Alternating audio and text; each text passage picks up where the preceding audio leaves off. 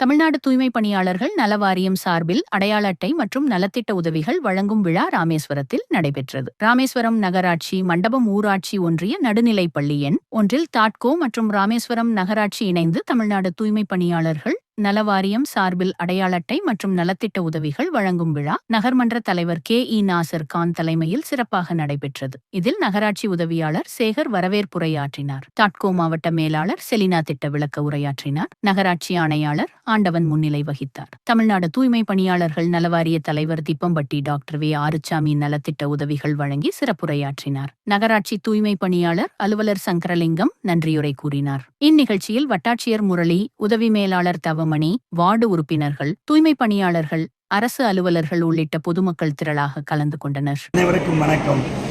இன்றைக்கு ராமேஸ்வரம் நகரத்திலே பணியாற்றக்கூடிய தூய்மை பணியாளர்களுக்கு நலவாரிய அட்டைகள் மற்றும் நலத்திட்டங்கள் வழங்கி அவருடைய பாதுகாப்புகளை குறித்திருக்கிற கலந்தாய்வு கூட்டம் நடைபெற்றது.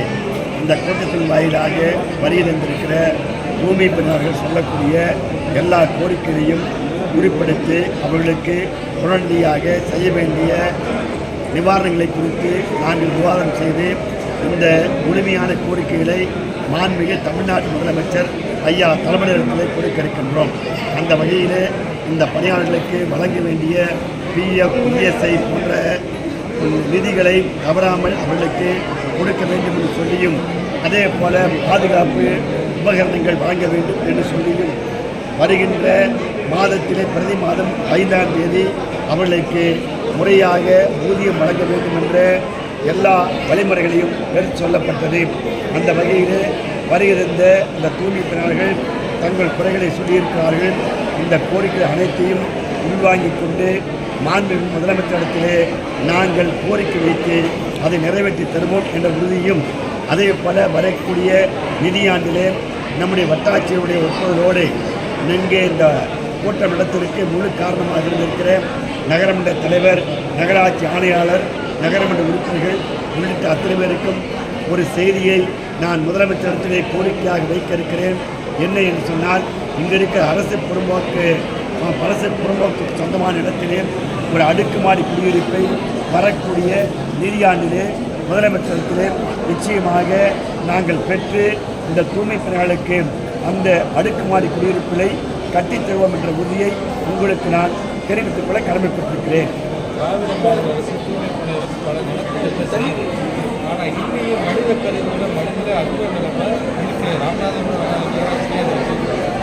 நீங்கள் சரியான கேள்வி எங்களை கேட்டிருக்கிறீங்க.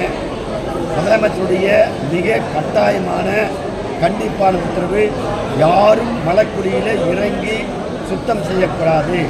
அப்படி மலைக்குடியில் இறங்கி சுத்தம் செய்யக்கூடிய யாராக இருந்தாலும் அவர்களுக்கு அந்த மலைக்குடியில் இறங்கக்கூடிய கட்டாயப்படுத்துவதன் மீது கொலை முயற்சி வழக்கு பதிவு செய்ய வேண்டும் என்று காவல்துறைக்கு உத்தரவிட்டிருக்கிறார்கள். நான் இந்த தமிழ்நாடு முழுவதும் சுற்றி பார்த்ததிலே எங்கும் இந்த ஒரு 6 மாத காலத்துக்குள் அது போன்ற மலைக்குடி மரணங்களை ஏற்படுவதற்கு வாய்ப்பில்லாமல் இருக்கிறது. தொடர்ந்து முயற்சி செய்து மலைக்குடியில் யாரும் இறங்காமல் பார்த்துக்கொள்வோம் என்ற உறுதியை மாண்புமிகு தமிழ்நாட்டு முதலமைச்சர் ஐயா தளபதியின் சார்பிலே தெரிவித்துக் கொள்கிறேன். நகராட்சியுடைய நிதி ஆதாரங்களை தெரிந்து கொண்டு அவர்களுக்கு புதிய வண்டிகள் தேவைப்பட்டால் நகராட்சி தீர்மானம் நிறைவேற்றி கொடுத்தால் மாண்புமிகு நகராட்சி நிர்வாகத்துறை அமைச்சரிடத்திலே கோரிக்கை வைத்து நிச்சயமாக பழுதான வண்டிகளை அப்புறப்படுத்திவிட்டு புதிய வாகனங்களை பெற்றுத் தருவோம் என்ற உறுதியை தெரிவித்துக் கொள்கிறேன்.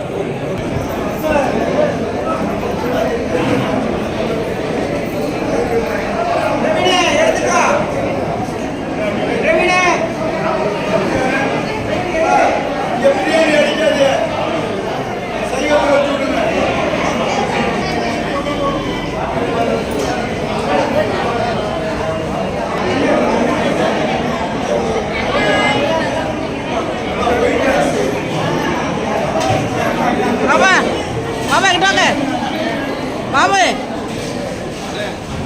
சைடில் இன்னும் அங்கிட்டோம்.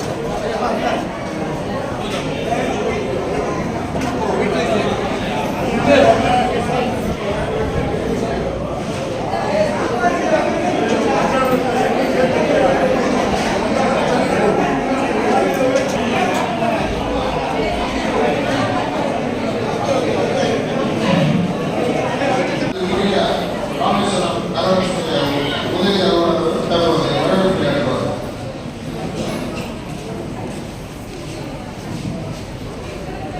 தமிழ்நாடு தூய்மை பணியாளர்கள் நல வாரியம் சார்பில் அடையாள அட்டை முன்னிலை வகித்துக் கொண்டிருக்கக்கூடிய நகராட்சி ஆணையாளர் ராமேஸ்வரம் அவர்களையும் திட்ட விளக்க உரை ஆற்றிருக்கும் மாவட்ட மேலாளர் ஆட்கோ அவர்களையும் இந்நிகழ்ச்சி நல வாரிய தலைவர் டாக்டர் திம்மம்பட்டி திரு ஆர்சாமி அவர்களையும் நன்றியினை வழங்குகிற பணியாளர்கள், பத்திரிகை நண்பர்கள், அலுவலக பணியாளர்கள் அனைவரையும் வருக வருக என வரவேற்கிறேன்.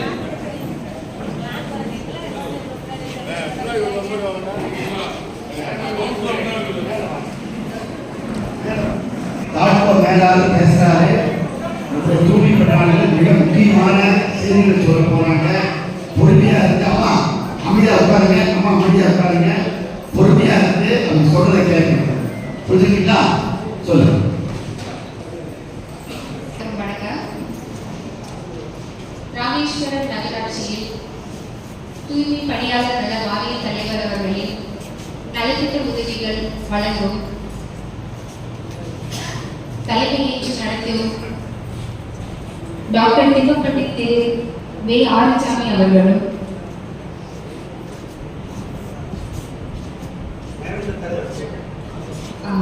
நகர்மன்ற துணைத் தலைவர் ராமேஸ்வரம் நகராட்சி திரு வி தட்சிணாமூர்த்தி அவர்களும் மற்றும் நம்மள் மக்கள் பிரதிநிதிகள் அனைவரும்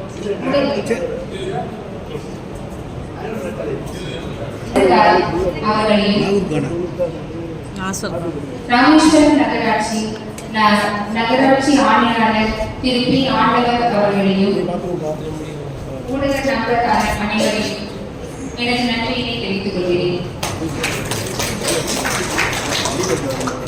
தூய்மை பணியாளர் நல வாரியம் என்பது நம்ம மக்களுக்கு கடந்த 2008-9 ஆரம்பிக்கப்பட்டது. இது என்னன்னா நம்ம தூய்மை பணியாளர்கள் அவங்களோட நலத்திட்ட உதவிகள் என்னன்னா நம்மளுக்கு இப்போ உடம்பு முடியல, போயிட்டு வந்துட்டு இருக்கோம், நம்ம வேலை செஞ்சுட்டு இருக்கும் போது தவறிட்டோம், அதுக்கு நம்ம நலத்திட்ட உதவிகளை 5 லட்சம் நம்ம தரோம்.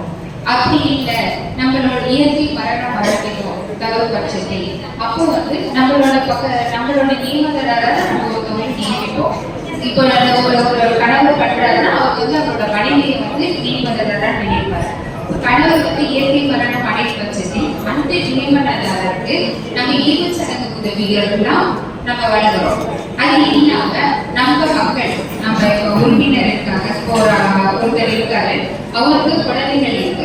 குழந்தைகள் 12வது படிக்கிறாங்க, 10வது படிக்கிறாங்க, இல்ல நம்ம ஹாஸ்பிட்டல் தங்கி படிக்கிறாங்க, அவங்களுக்குமே படிப்பு உதவி தொகைகள் நம்ம கொடுக்குறோம். பெரியனா 10வது படிக்கிறாங்க, பெண்கள் படிக்கிறாங்கன்னா அவங்களுக்கு 1500 ரூபாய் கொடுக்குறோம். மாணவர்கள் பையனும் படிக்கிறாங்கன்னா அவங்களுக்கு அதே மாதிரி கல்வி உதவி தொகை வழங்கப்படும். அது இல்லாம இப்போ நம்ம உறுப்பினர்கள் இப்போ மாசமா இருக்கிறோம், கருத்தரிச்சு அதுக்கு மகப்பேறு உதவியாகவும் நம்ம நலத்திட்ட உதவிகள் கொடுக்குறோம்.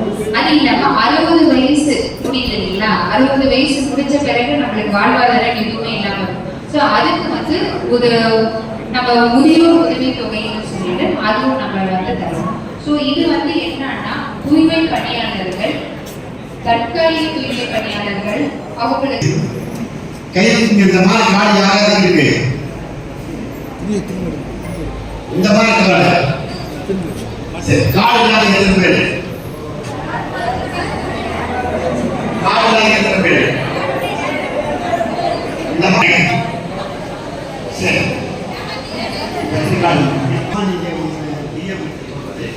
ஒரு கேப் போடுங்க. ஒரு நாள் போட்டு சப்சிடி தள்ளுபடி கேட்டு ஒரு கேப் போடுங்க. ஒரு கேப் போட்டு எல்லாரும் ஆமாம் இதுக்கெல்லாம் இந்த விளம்பரம் சிரமமாக அதெல்லாம் இங்கேயே ஒரு கேப் போட சொல்கிறேன். நீங்கள் எல்லாம் இந்த அட்டையை பதிவு பண்ணி கண்டிப்பாக வாங்கிக்கணும். புரிஞ்சுட்டீங்களா? இந்த மாதிரி காடுங்க. இதில் நலவாரி அட்டை எத்தனை பேருக்கு இல்லையோ போட கொடுத்து சொன்னேன். இப்போ நீங்க வேலை செஞ்சீங்கல்ல, வேலை செய்யும் போது இந்த விழாவுக்கு வருகின்ற தூய்மை பணியாளர் ஆவண தலைவர் டாக்டர் தீபதி இப்பப்பட்டிய ஆலோசனை அவர்களை வரவேற்று ராமேஸ்வரம் நகர் மன்றத்தின் உறுப்பினர் சார்பாக ஐயா அவர்களுக்கு இந்த சார்பை அளிக்கிறேன்.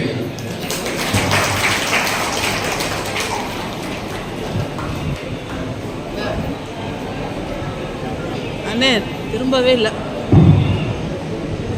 ஏமா உங்களுக்கு கையோட கொடுக்குறாங்களா, கையெழுத்து கொடுக்குறாங்களா? யாராவது சொல்லுங்கம்மா, உங்களுக்கு பிஎஸ் எல்லாம் கொடுக்குறாங்களா? செல்லுக்கு மெசேஜ் வருதா?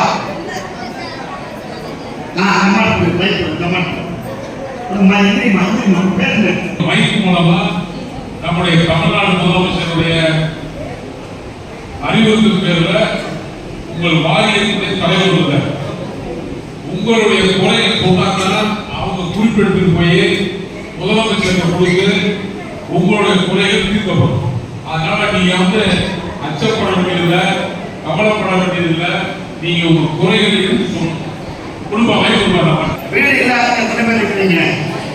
பட்டா இல்லாத எத்தனை பேர் இருக்கிறீங்க? பட்டா இருந்தா இல்லையா? கை கைவிடமா சொல்லமா, பேர் சொல்லுங்க. எந்திரிமா, பேர் சொல்லுங்க. பேர் சொல்லுங்க.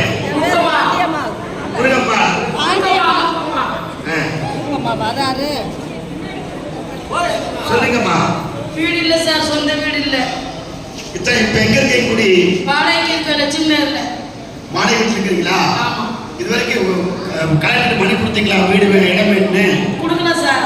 ஏன் கொடுக்கல? தெரியாது. இனிமேல் என்ன சொல்றோம்னா, நம்ம தாசார் வராரா?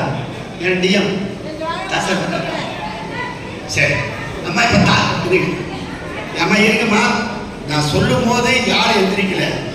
இப்போ ஒருத்தர் இந்த அம்மா சொல்றாங்க, பொறுமையா பேசுறா. நான் கேட்கறது, உங்களுக்கு இப்போ தாசார் வர சொல்லி இருக்கிறேன். அவர்கிட்ட மனு கொடுக்கணும். அந்த மனு தலைவர் மூலியமா கமிஷனர் கொடுத்தீங்கன்னா அவர் கையெழுத்து போட்டு கொடுத்து தாசார் கொடுப்பாங்க. விசாரணை பண்ணி உங்களுக்கு எங்காவது புறம்போக்கு இருந்ததுன்னா இடம் கொடுக்க சொல்றேன். இடம் கொடுத்து கலைஞர் வீடு வழக்கு திட்டத்துல உங்களுக்கு வீடு கட்டி கொடுக்க சொல்றேன். மனு கொடுக்கணும் யார் யார் இருந்தாலும். அடுத்த பிள்ளைக்கு தான் பால் கிடைக்கும். அதனால தைரியமா மனு கொடுங்க. அம்மா என்னங்க, அந்த லெட்டர் கொடுங்க. அந்த பைக் கொடுங்க.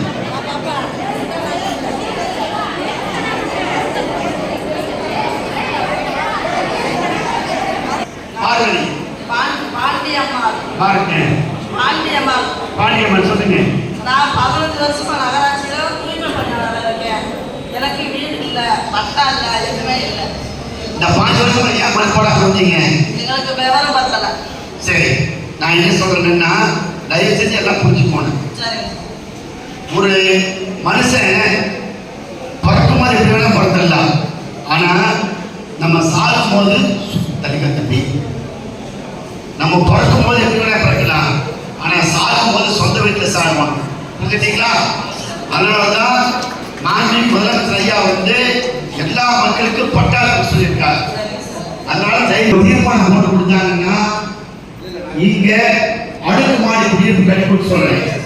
இந்த அடுக்குமாடி குடியிருப்பு உங்க தூய்மை பணியாளர்கள் மட்டும்தான் கட்டுவாங்க. கட்டும் போது இன்னொன்று சொல்றேன், 90,000 ரூபாய் தமிழ்நாடு முதலமைச்சர் ஐயா அவர்கள் நலவாரியை கொடுத்துருக்காங்க. 2 லட்சம் ரூபாய் கட்டணும்னா 1,80,000 நலவாரியை கட்டிடும். மீதி 20,000 கட்டணுங்கிறது சட்டம் சொல்லுது. நான் முதலமைச்சர் கேட்கறது என்னன்னா, ஐயா அவர்கள் அந்த 20,000 ரத்து பண்ணிட்டு நலவாரி கட்டமைச்சவங்களுக்கு உறுதியா நீங்க அந்த பணத்தை போட்டு கட்டி கேட்டுக்கலாம். அதுமாமா 3 வருஷம் ஆச்சு. சரி, தண்ணிக்குள்ள கிடக்குறோம். தண்ணி இருக்கிறீங்களா? ஆமா. சரி, வாடகை இருக்கிறீங்களா? மனு கொடுங்க. தலைவர் மூலியமா ஆணையாளர் கொடுத்தீங்கன்னா கலெக்டர் கொடுத்து பிடிக்கணும்னு சொல்லுவாங்க. ஆனா மெஜேஸ் இருக்கிறாங்க இந்த சிறந்த எஸ்ஐ அவங்க பிடிக்கிறாங்களா எல்லாமே தெரியலையா? எஸ்ஐ எஸ்ஐ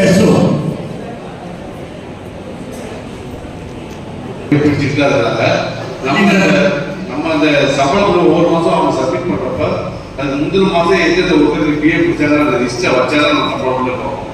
கழுதை கொண்டு செய்திருக்கிறார்கள். அது ஒரு சில பேருக்கு நம்ம பேர் நம்பர் வாங்க அவங்களோட ப்ராப்பர் இந்த எஸ்ஐ சொல்றது ஒரு தொழிலாளியோட பணம் பிஎஃப் பண்றது தொழிலாளி பணம், இஎஸ்ஐ நம்ம நிர்வாகம், இந்த ரெண்டும் சேர்ந்து அந்த வங்கி கணக்கு போகும். போகிற வங்கி கணக்கு பணம் மாசமான செல்லுக்கு மெசேஜ் போகும். இல்லைன்னா பேங்க் பாஸ்புக் வாங்கி பேங்க் பாஸ்புக் இல்லையா அதை வேலை எடுத்துக்கிறாங்களா அதை ஃபாலோ பண்ணிக்கோங்க. 5 புரிஞ்சுங்களா? இந்த பிஎஃப் பணம் கண்டிப்பா வர வைக்கிறதுக்கு ஏற்பாடு பண்ணுறோம்.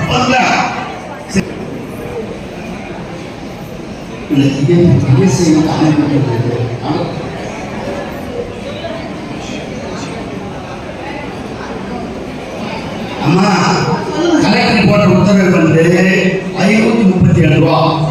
எவ்வளவுங்க? அதுல இஎஸ்ஐயும் பிஎஃப் இருக்குல்ல, எனக்கு ஒரு சந்தேகம் கேட்குறேன். சொல்லுங்க சார். அமீரமா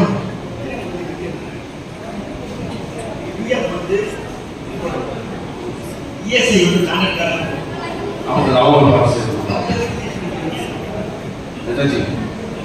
நேதாஜி பிஎஃப்ங்கிறது தொழிலாளி கொடுக்க வேண்டிய பணம். இஎஸ்ஐ நீங்க கான்ட்ராக்ட் கார்டு எங்க கொடுக்கணும்?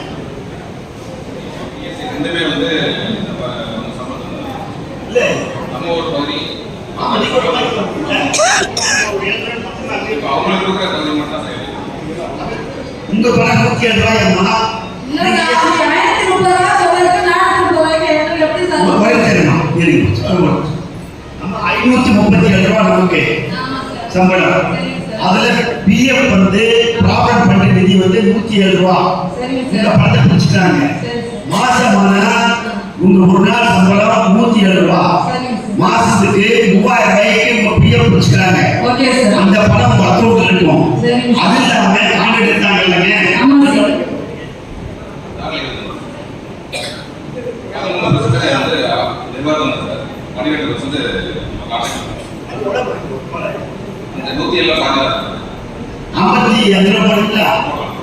அம்மா 107 ரூபா நான்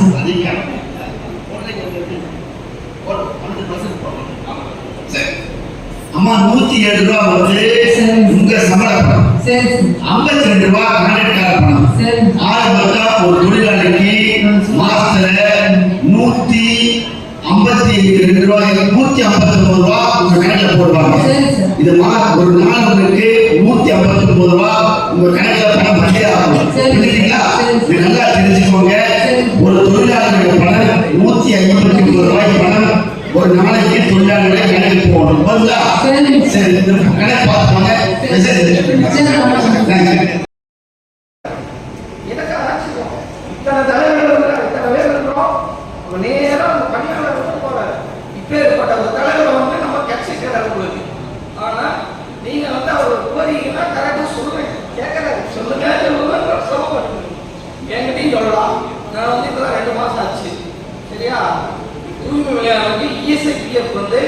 கரெக்டா போட்டுட்டாங்களா நிர்வாகத்தினால போட்டுதான் சேலரி பில்லில் கை அடுத்த பாலிசி இல்லைன்னா பில்லு போட மாட்டேன். ஏன்னா அது தவறு. அது இபிஎஃப் கேஸ் போட்டுருவாங்க. அது ஒரு நிர்வாகம் இருக்கு. ஸோ இந்த மாதிரி நிறைய இருக்கு. வீடு கொடுக்குற தலைவர் வீடு கொடுக்கறதுக்கு ஏற்பாடு பண்றாரு. உங்களுடைய கோரிக்கைகள் என்ன எல்லாத்தையும் சொல்லுங்க, மனவாக கொடுங்க. மற்றபடி வேற தலைவர் அவர் பேசுவார். அவர் பேசும்போது நிறைய டீட்டெயில் சொல்லுவார். தூய்மை பணியாளருடைய நலவாரியத்தினுடைய நிகழ்ச்சிக்கு வரவேற்பு தெரிவித்திருக்கின்ற திரு சேகர் அவர்களை கூட்டத்தினுடைய துவக்கத்தில் திட்ட விளக்க உரையை உங்களுக்கு அளித்திருக்கின்ற தாக்கூருடைய மாவட்ட மேலாளர் திருமதி ஜெலினா அவர்களை, இந்த நிகழ்ச்சிக்கு முன்னிலை வைத்திருக்கின்ற நம்முடைய நகராட்சி ஆணையர் அவர்களை, உங்களுடைய கோரிக்கைகளை எல்லாம் கவனத்தில் கொண்டு நம்முடைய தமிழ்நாடு முதலமைச்சரிடத்தில் அறிக்கையாக தாக்கல் செய்ய இருக்கின்ற தூய்மை பணியாளர்களுடைய நலவாரியத்தினுடைய தலைவர் மரியாதைக்குரிய அண்ணன் திப்பம்பட்டி ஆறுமுகசாமி அவர்களை இறுதியிலே நன்றியுரை வழங்க இருக்கின்ற நம்முடைய எஸ்ஓ அவர்களை, இந்த நிகழ்ச்சிக்கு வருகின்ற என்னோடு சேர்ந்து இந்த ராமேஸ்வரம் நகரத்தில் மக்கள் பணியாற்றி வருகின்ற மரியாதைக்குரிய நகர்மன்ற உறுப்பினர்களை, தூய்மை பணியாளர்களை, வருகின்ற பத்திரிகையாளர்களை, உங்கள் அனைவருக்கும் காலை நேர வணக்கத்தை நான் தெரிவித்துக் கொள்கிறேன். தூய்மை பணியாளர்களுடைய வாழ்க்கையினுடைய நலத்திற்காக தமிழ்நாடு முதலமைச்சர் மாண்புமிகு தளபதி அவர்கள் பல்வேறு திட்டங்களை உங்களுக்காக தந்து கொண்டிருக்கின்றார்கள். குறிப்பாக சொல்ல வேண்டும் என்று சொன்னால், நம்முடைய தமிழ்நாடு முதல்வர் அவர்கள் சென்னை மாநகராட்சியிலே காலை நேரத்தில் அவர் நடைபயிற்சி சென்று கொண்டிருக்கின்ற போது நம்முடைய தூய்மை பணியாளர்கள் மிக சோர்ந்த நிலையிலே அவர்கள் அவருடைய பணிகளை செய்து கொண்டிருந்தார்கள்.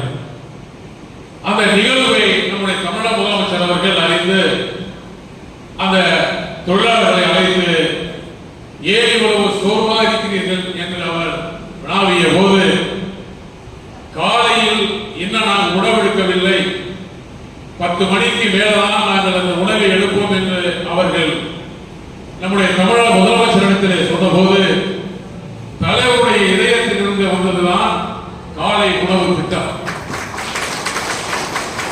அந்த காலை உணவு திட்டத்தை இன்றைக்கு தமிழ்நாடு முழுவதும் நம்முடைய தூய்மை பணியாளர்களுக்கு மிக சிறப்பான முறையில் திட்டத்தை இன்றைக்கு நடத்தி கொண்டிருக்கிறோம். அந்த வகையிலே ராமேஸ்வரத்தில் இருக்கின்ற நகராட்சியில் பணிபுரிகின்ற உங்களுக்கு தினந்தோறும் காலையிலே அந்த காலை உணவு திட்டத்தை மிக சிறப்பாக வழங்கி வருகின்றோம். அதே போன்று இன்றைக்கு நான் அருகிலிருந்து அண்ணன் ஆர்வலர்களிடத்திலே நான் பல்வேறு கருத்துக்களை நான் கேட்டிருக்கின்றேன். அதில் உண்மையிலேயே எனக்கும் அதோட திட்டங்கள் தெரியவில்லை, உங்களுக்கும் இதோட திட்டங்கள் தெரியவில்லை, உங்களை வழிநடத்துகின்ற அதிகாரிகளுக்கும் அது தெரியவில்லை. ஏனென்று சொன்னால் அந்த அவ்வளவுடைய திட்டங்கள் உங்களுக்கு சார்ந்திருக்கின்றது. இந்த நலவாரிய திட்டத்தில் நம்முடைய வாழ்க்கையினுடைய எதிர்காலத்துக்கு பயன்படக்கூடிய அனைத்து திட்டங்களும் அதிலே இருக்கின்றது. அதை நீங்கள் பெற்று பயன்பெற வேண்டும். குறிப்பாக சொல்ல வேண்டும் என்று சொன்னால், உங்களுடைய பள்ளி குழந்தைகள் பள்ளிக்கு செல்வதற்கு மாதந்தோறும் தமிழ்நாடு முதலமைச்சர் அவர்கள் 1500 ரூபாய் நிதியை வழங்கி வருகிறார். இது யாருக்காவது இங்கே தெரியும் என்று கேட்டால் தெரியவில்லை. அதே போன்று நீங்கள் தங்குவதற்கு அடுக்குமாடி குடியிருப்பு திட்டம் ஒன்று இருக்கின்றது. அதை தாட்கோடு இருக்கின்ற நீங்க அதிகாரி வந்து கோபித்துக் கொள்ளக்கூடாது. தாட்கோடு இருக்கிற அதிகாரி கூட உங்களிடத்தில் சொல்லவில்லை. நான் மரியாதைக்குரிய நம்முடைய வாரியத்தினுடைய தலைவரிடத்திலே நான் வேண்டிக் கொள்வது, எங்களுடைய வட்டாட்சியர் அவர்கள் வருகின்றிருக்கின்றார்கள். எங்களுடைய வட்டாட்சியரை பற்றி நான் சொல்ல வேண்டும் என்று சொன்னால், இது போன்ற மக்கள் பணியிலே சிரம் காட்டி அதில் கவனம் செலுத்தி அந்த திட்டத்தை கொண்டு வருவதற்கு பெருமுயற்சி எடுக்கக்கூடியவர் தான் நம்முடைய வட்டாட்சியர் அவர்கள். ஆகவே நம்முடைய ராமேஸ்வரத்தில் அரசினுடைய நிலங்கள், அரசுக்கு சொந்தமான நத்தம் புறம்போக்கு அதிகமாக இருக்கின்றது. அதிலே உங்களுக்கு அடுக்குமாடி கட்டிடம் கட்டுவதற்கு இடம் ஒதுக்கீடு செய்வதற்கு நகராட்சியும் வருவாய்த்துறையும் தயாராக இருக்கிறது. அவர்களுக்கு அடுக்குமாடி கட்டிடம் கட்டுவதற்கு மரியாதைக்குரிய வாரிய தலைவர் அவர்கள் அதற்கு உத்தரவையும் அனுமதியும் பெற்றுத்தர வேண்டும் என்று இந்த கூட்டத்தின் வாயிலாகவும் உங்கள் சார்பாகவும் நான் கேட்டுக்கொள்கிறேன். அதே போன்று இன்னொன்று இருக்கும். அதாவது ஒரு தொழிலாளிக்கு 50 தாட்கோ மூலமாக தாட்கோலிருந்து மேலாளர் இருந்திருக்கிறார். அவருடைய நம்பரை வாங்கி செல்லப்பெல்லாம் வாங்கி வச்சிருங்க. கடன் உதவி திட்டம் இருக்கு, மானியத்தோடு. அது மானியம் எவ்வளவு பண்ணாரு? மானியம் இல்ல, வட்டி கம்மி. அது 6% தான். அந்த கடன் வந்து நீங்க வட்டியாக நிர்வாகத்தில் நான் சொல்லியிருக்கிறேன். இதை மரியாதைக்குரிய எஸ்ஓ அவர்கள் அதை கண்காணித்து ஒவ்வொரு மாதமும் அந்த பிஎஃப் இருக்கக்கூடிய அந்த பணம் எவ்வளவு ஏறி இருக்கு என்னங்கிறத விளக்கத்தை ஒவ்வொரு தொழிலிடத்திலையும் தெரிவிப்பது உங்களுடைய கடமை என்பதை இந்த நேரத்தில் நான் தெரிவித்துக் கொள்கிறேன். அதே போன்று எங்களுடைய ராமேஸ்வரம் பகுதி என்பது சுற்றுலா பயணிகள், அதாவது வட மாநிலத்திலிருந்தும் வெளிநாட்டிலிருந்தும் தினந்தோறும் ஆயிரக்கணக்கான பக்தர்களும் சுற்றுலா பயணிகளும் வருகிறக்கூடிய இடம்.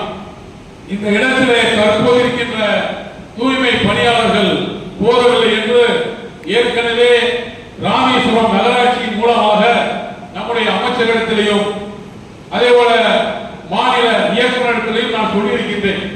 அது ஏற்கனவே ஒரு 50 பேர் போட்டுக்கிறீங்க அப்படின்னு சொன்னாங்க. அதுக்கப்புறம் அதனுடைய முயற்சியை அதிகாரிகள் மேற்கொள்ளவில்லை என்று நான் நினைக்கின்றேன். ஆகவே எங்களுக்கு ஒரு 100 பேர் அரிச்சோமனையிலிருந்து தனுஷ்கோடி பகுதியிலிருந்து கோவில் வரைக்கும் அதை தனியாகவே அவர்களை பயன்படுத்துவதற்கு ஒரு 100 தொழிலாளர்களை நீங்கள் நம்முடைய மாண்புமிகு அமைச்சரிடத்திலையும் அதே போன்ற கமிஷனரிடத்திலையும் நீங்கள் தெரிவித்து ஒரு 100 பேர் பணியாளர்களை வாங்கி தரும்படி வாரிய தலைவரிடத்திலே நான் கேட்டுக்கொள்கின்றேன். நம்முடைய ராமேஸ்வரம் நகராட்சி மிக சிறந்த நகராட்சியாக நாம் 2 முறை தமிழ்நாடு முதலமைச்சருடைய திருக்கரங்களால் 2 முறை சிறந்த நகராட்சி என்று நாம் விருதை பெற்றிருக்கின்றோம். அதே போல ஒன்றிய அரசிடத்திலிருந்து ஒரு முறை நாம் சிறந்த நகராட்சி என்று விருதை பெற்றிருக்கின்றோம். இந்த விருதை பெறுவதற்கு மூல காரணமே நீங்கள் தான். நீங்கள் இந்த ராமேஸ்வர நகரத்தை மிக சிறப்பான முறையிலே நீங்கள் வைத்திருந்த காரணத்தினால்தான் ராமேஸ்வர நகராட்சி சிறந்த நகராட்சியாக பெற முடிந்தது. இன்னும் நாம் பெற வேண்டும். நீங்கள் எல்லாம் நமக்கு எத்தனையோ சில பொதுமக்கள் நம்மளை ஆதரிப்பார்கள், சிலர் நம்மளை ஏராளமாக நினைப்பார்கள். அதையெல்லாம் நீங்கள் மனதில் வைத்துக் கொண்டு இந்த பணியை நீங்கள் சிறப்பாக செய்து கொண்டிருக்கிறீர்கள் என்பதை நான் அறிவேன். ஆகவே எந்த நேரத்திலும் எப்பொழுதும் உங்களுக்கு எல்லாம் நன்றாக தெரியும். இந்த நகர்மன்ற தலைவரும் இந்த நகர்மன்ற உறுப்பினர்களும் உங்களுக்கு எந்த அளவுக்கு ஆதரவாக இருக்கிறோம் என்பதை நீங்கள் நன்கு அறிவீர்கள். உங்களுக்காகவே நாங்கள் இருக்கின்றோம்.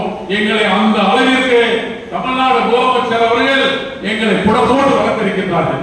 இப்பொழுது எங்களுடைய வாரிய தலைவர் இருக்கிறார், அவர் தமிழ்நாடு முதலமைச்சரிடத்திலே மிகவும் நெருக்கமானவர். நான் நன்கு அறிவேன். இவர் சொல்லக்கூடிய கோரிக்கைகள் அனைத்தையும் தமிழக முதல்வர் அவர்கள் ஏற்றுக்கொள்வார்கள். ஏனென்று சொன்னால் அவர் கடந்த காலங்களில் இயக்கத்திலிருந்து தொடர்ந்து பணியாற்றக்கூடியவர், முதலமைச்சரிடத்திலே நெருக்கம் காட்டக்கூடியவர். அவரிடத்திலே இருக்கின்ற கோரிக்கைகளை நாம் வைத்திருக்கின்றோம். அதை நிச்சயமாக முதல்வரிடத்தில் எடுத்துச் சொல்லி அந்த கோரிக்கைகளை நிறைவேற்றி தருவார் என்ற இந்த நேரத்தில் தெரிவித்து வாய்ப்புக்கு நன்றி. மங்காத தமிழ் சங்கே முழங்கு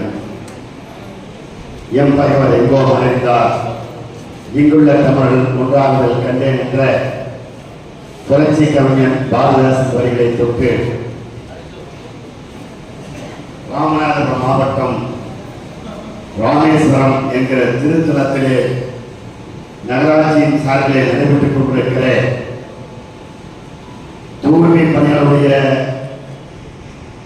கருத்துக்கள் கேட்கிற கூட்டமும் நலவாரி அட்டைகள் மற்றும் நலத்திட்டங்கள் வழங்குகிற நிகழ்ச்சியும் ஏற்பாடு செய்து முதல் முறையாக நாம் வருவதாக இருந்து அந்த நேரத்திலே நம்முடைய தமிழ்நாட்டு முதலமைச்சர் ஐயா அவர்கள் எங்களை சந்திப்பதற்கு நேரம் ஒதுக்கிய காரணத்தினாலே உங்களை அந்த நேரத்திலே சந்திக்க முடியவில்லை.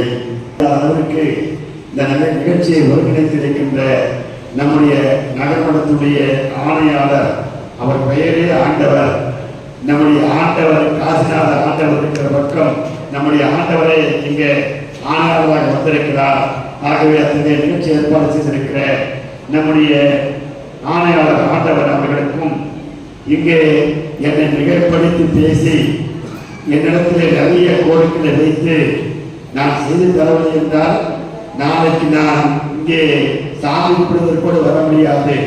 நீதானே சொல்லிவிட்டு சென்றாய், எங்கே செய்யவில்லை, எங்கள் ஊர் கோயிலுக்கு நீ சாமி கும்பிட வர வேண்டாம் என்று எனக்கு தண்டனை வழங்கி விடுவாரோ என்கிற அச்சத்தோடு மிக அழகாக உரையாற்றி விடைபெற்று சென்றிருக்கிற நகரமன்றத்தினுடைய தலைவர், எங்கள் கிராம முன்னேற்ற கழகத்தின் செயலாளர், எங்கள் பெருமதிப்புக்குரிய அன்புக்குரிய அண்ணன் நாசர் கான் அவர்களே, நிகழ்ச்சியில் கலந்து கொண்டிருக்கின்ற மாவட்ட திட்ட தாக்கோடு திட்டமிட்ட வட்டாட்சியர் அன்புக்குரிய அறவை சோழர் முருகையவர்களே, வருகின்றிருக்கிற ஊடகத்துறை நண்பர்களே, வருகின்றிருக்கிற தூய்மை பெறார்களே, உங்கள் அத்தனை பேருக்கும் என் நெஞ்சாத நன்றியை அன்போடு தெரிவித்துக் கொள்ள கடமைப்பட்டிருக்கிறேன். வந்து பார்த்த நேரத்திலே என்னை எல்லோரும் வாரிய தலைவர் என்று என்னை உச்சத்திலே கொண்டு போய் நிறுத்தினார்கள். ஆனால் இந்த வாரியத்தினுடைய பின்புலத்தை நீங்கள் தெரிந்து கொள்ள வேண்டும். மற்ற நேரத்திலே நம்முடைய ஆணையாளர் சொன்னார், நம்முடைய தூய்மை பிராணியை நேரடியாக சந்தித்து அவர்கள் சாப்பிட்டாயா என்று கேட்கக்கூடிய ஒரு தலைவர் சொன்னார்கள். உள்ளபடியே அன்புக்குரிய தோழர்களே, நீங்கள் சிந்தித்து பார்க்க வேண்டும். வந்த நான் மிகப்பெரிய செல்வாக்கு படைத்தவன் அல்ல, மிகப்பெரிய பணக்கார குடும்பத்தை சார்ந்தவன் அல்ல. என்னுடைய தாத்தா ஒரு செருப்பு தைக்கிற தொழிலை செய்தவர், என்னுடைய தந்தை ஒரு தோட்டி வேலை செய்தவர், என்னுடைய தந்தை ஒரு தோட்டி வேலை செய்யக்கூடிய மகனையும் செருப்பு தைக்கக்கூடிய ஒரு பேரை கண்டுபிடித்து இந்த வாரியத்திற்கு தலைவராக்கியது தமிழ்நாடு முதலமைச்சர் ஐயா தலைமையாளர்களை நினைத்து பார்க்க வேண்டும். எதற்காக இதை நான் சொல்கிறேன் சொன்னால், பேசிய நேரத்தில் என்னுடைய ஆணையாளர் சொன்னார், தூய்மை பிராணியை போய் நேரடியாக சந்தித்து என்று சொன்னார் என்று சொன்னால், நான் நம்முடைய சமுதாயத்திலே பிறந்த காரணத்தினாலே நம்முடைய சமுதாய மக்கள் படக்கூடிய வேதனை பற்றி முழுமையாக இவனுக்கு தெரியும். இவனிடத்தில் இந்த பொறுப்பை கொடுத்தால் சிறப்பாக பணியாற்றுவான் என்று முடிவெடுத்து தமிழ்நாடு முதலமைச்சர் ஐயா தளபதி அவர்கள் இந்த பொறுப்பை எனக்கு வழங்கியிருக்கிறார்கள்.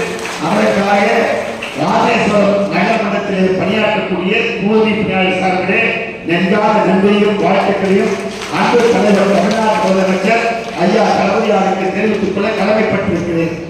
ஆகவே நீங்கள் என்று நினைப்பது போல இந்த மக்களுடைய உணர்வுகளை தெரிந்து கொள்ள வேண்டும். நான் வந்தால் இங்கே வந்த அமர்ந்த நேரத்தில் எனக்கு பெரிய சோறு போட்டு கொடுத்தார்கள், 3 வேளை சோறு வாங்கி தந்தார்கள். நிம்மதியாக நான் சென்று விடலாம். ஆனால் ஏன் உங்களை எல்லாம் அவர்கள் சங்கடப்பட்டாலும் பரவாயில்லை, ஏனென்று உங்களிடத்தில் ஒவ்வொன்றாக குறை கேட்டேன். நீங்கள் யாரும் சொல்லவில்லை. நானாக தூண்டி கேட்டேன். அப்படி கூட ஒரு சிலர் தான் என்று சொன்னீர்கள். ஆனால் எனக்கு பின்பாக உட்கார்ந்திருக்கிற நகரமன்ற உறுப்பினர் மிக தெளிவாக ஒவ்வொரு வேலையும் என்னிடத்தில் சொன்னார்கள். நான் உங்களிடத்தில் பணிபோடு கேட்டுக்கொள்வது, இது நமக்கான கூட்டம். இன்னும் சொல்லப்போனால் நீங்கள் தெரிந்து கொள்ள வேண்டும். ஒரு நகரத்திலே ஒரு வட்டாட்சியர் இருந்தால் நகரம் நன்றாக இருக்கும், ஒரு நகரமன்ற தலைவர் என்றால் நன்றாக இருக்கும், ஆணையாளர்கள் என்றால் நன்றாக இருக்கும், ஆளுச்சாமியாகி 4 என்றால் நன்றாக இருக்கும். ஆனால் தூய்மை பணியாளர்களே, நீங்கள் மட்டும் இல்லை என்றால் ஒரு நாளைக்கு இந்த ராமேஸ்வரம் நகரம் அடுத்த நாள் நாடி போய்விடும்.